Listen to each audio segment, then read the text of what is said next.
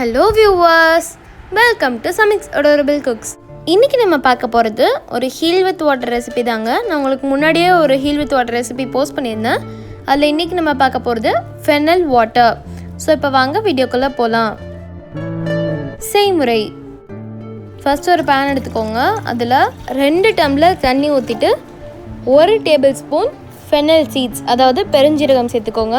இப்போ ஒரு 5 நிமிஷம் இது அப்படியே நல்லா கொதிக்கட்டும். ஸோ இப்போ 5 நிமிஷம் ஆயிடுச்சுங்க. நம்ம ஃபெனல் வாட்டர் நல்லா கொதிச்சிருச்சு.